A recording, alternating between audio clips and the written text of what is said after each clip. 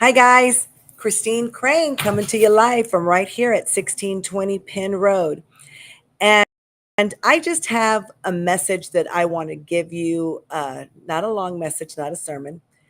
The message is get in the ark. Get in the ark. The Lord has been putting this on my heart for the last couple of days. I was reading this morning and I'm writing notes down, and I just want to share with you. It's real raw. I haven't really put a word or anything together, but I just want to share with you what I'm feeling. God is says in Matthew 24, the Bible says, as in the days of Noah, so it will be in the days of the Son of Man, meaning when the Lord comes back. As in the days of Noah. He says that in Luke. In Matthew, it says, as the days that were before the flood, referring to Noah, talking about the ark. What does that mean? The days of Noah. What happened when Noah was building the ark? What is the correlation? How do we connect the dots? I want to share with you. I'm going to start here in Matthew 24. Jesus was on Mount of Olives and he was talking to his disciples. That's important off the bat. He wasn't preaching to the crowd.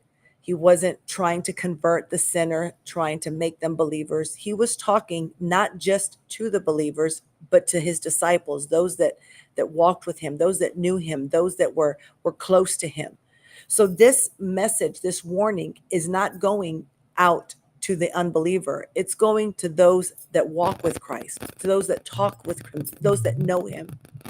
He says, after talking on the Mount of Olives, the disciples came to him privately. What's going to happen? What's the sign of your coming back? What's the sign of the end of times? Jesus answered, watch out. Watch out that no one deceives you, for many will come in my name, claiming I am the Messiah. Many will deceive you. You'll hear wars, rumors of wars. You'll see things that are going to be coming, but don't be alarmed. Nations will rise against nation, kingdom against kingdom. There will be famines. There will be earthquakes. All of these things are the beginning of the birth pains of the end times. Boy, is this not where we live now?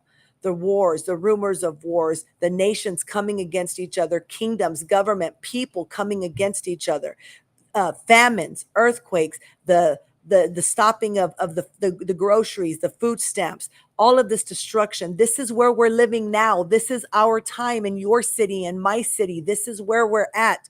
And it says this is the beginning of the birth pains of the end times that are to come. You will be handed over to be persecuted, to be put to death. You will be hated by all nations because of me. Who is he talking to? The unbeliever? No, he's talking to those that know Christ, to those that walk with him, to those that call upon his name and are not afraid to live out loud. He says, you're going to be persecuted. Some of you might even be put to death because of your faith and because of your relationship with me. Many will turn away from the faith because they won't be able to handle what's coming. They won't be able to handle the pressure. They won't be able to get through this storm. They will betray me. They will hate each other. There will be many false prophets to appear to the people. Because of the increase of wickedness, the love for Christ of many will grow cold. But one who stands firm to the end will be saved. And it says, he goes on to say, nobody knows the time, nobody knows the day when he's coming, only the Father knows. But as in the days of Noah, there's the first one, there we hear it, as in the days of Noah, so it will be at the coming of the Son of Man. For in the days before the flood, people are going on with their life. They're eating, they're drinking, they're getting married, they're having fun, they're living life up until the day that Noah entered the ark. Many they knew not. They knew not, doesn't say many, I'm sorry. They knew not what was about to happen. Why? Because they were ignoring the warning signs that Noah was preaching. They were ignoring him. They mocked him. They laughed at him. We have time. We don't know what you're talking about. That's not going to happen. They did not know what was about to come until it was already upon them. It goes on to say, this is how it's going to be with the coming back of the Lord. Two men will be in the field. One will be taken, the other will be left. Two women will be working. One will be taken and the other left, not knowing what's going to happen until it's too late. As in the days of Noah, before the flood. We go on, we can hear it in Luke. Luke goes on, he's also talking with the disciples, he's also talking to the believers. As it was in the days of Noah, so it will be also in the days of the Son of Man. They didn't understand. They didn't understand it until it was already upon them and they were taken away. What does that mean? I want to go back to Genesis and just very quickly, very briefly hit on Noah and the ark. What was happening? What was going on? How is it going to be like that at the end? God instructed Noah in Genesis 6 to build the ark with very specific dimensions, very specific materials, very specific and detailed instructions that he was told not to veer from. This is how I want you to build the ark. God is not telling you, this is the good news and the easy part for you. God is not telling you to be the Noah. God is not telling you to go and build the ark. God is not giving you that, what seems to be an impossible, a difficult, a beyond difficult, an overbearing task. No, he's telling you, get in the ark. Get in the ark that is already built, as in the days of Noah. God instructed Noah to build it. There's preachers, there's people that are paved the way, that are making the way. That's their calling. You're called to get into the ark, to heed the call. It goes on in Genesis 7.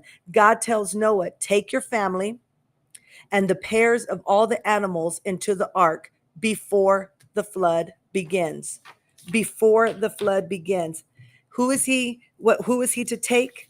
He says, take your family, take the pairs of animals, take your family, those that are closest to you, those that you love. You have a church family, you have your real family, you have your work family, those that are in relation with you. That's who you're supposed to minister to.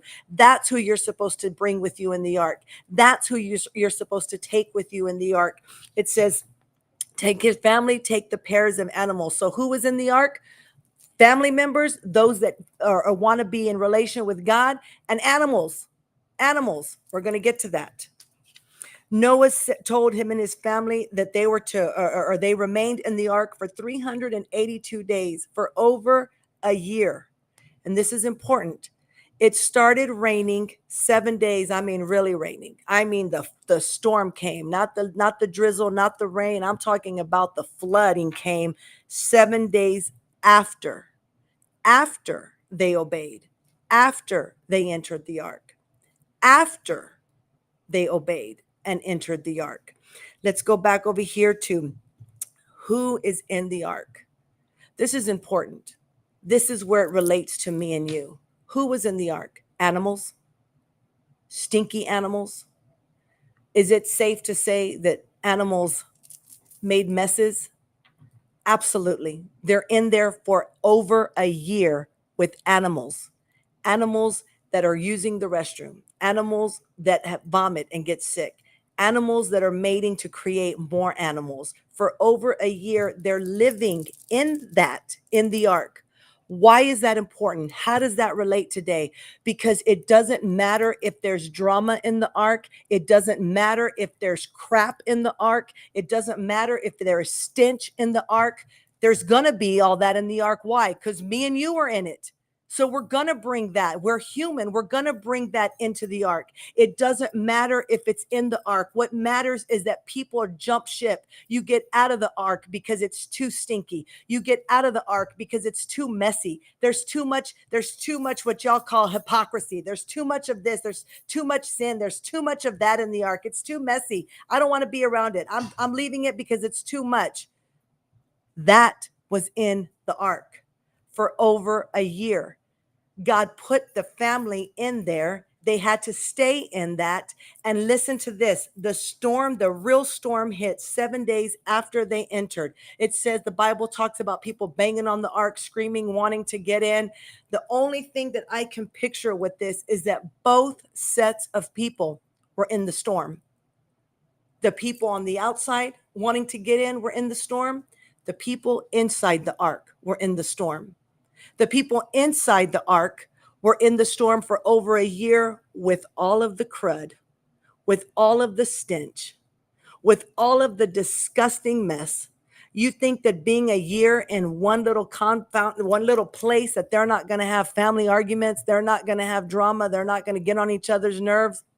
Of course, you can't even be, some of you can't even be in the same room with your family members for an hour without the drama and all the fighting starting.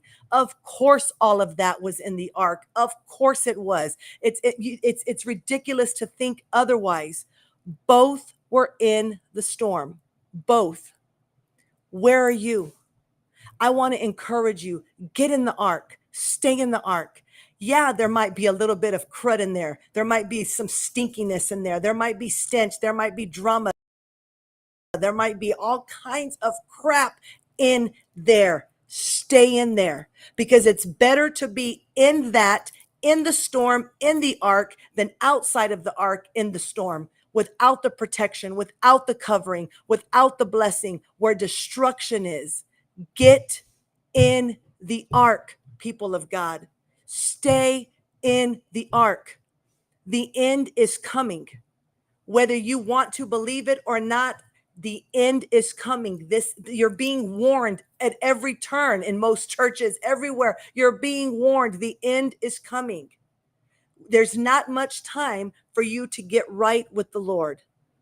Find the Lord, get in the ark, stay in the ark. It's better to be covered, to be protected, to be in the middle of all of the crap that you're going through within the ark while the storm is still going on, than to be outside of the ark, unprotected, uncovered, unblessed, open to destruction. Get in the ark. I know this was not a very upbeat, happy-go-lucky message, and I don't really have an easy way to segue into I'm here to pray for you, other than to say I'm here to pray for you. That's not going to change. I'm not going anywhere.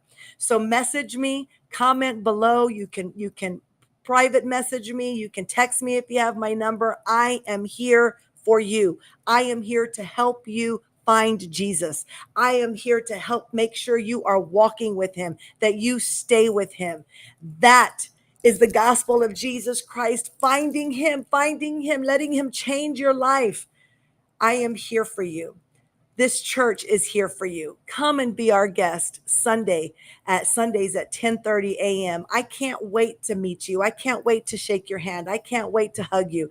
God is moving in this house. And if you don't have a church, come and be a part of it. You definitely don't want to miss out what is happening right here at 1620 Penn Road. You know why, people of God? Because it's time to go deeper.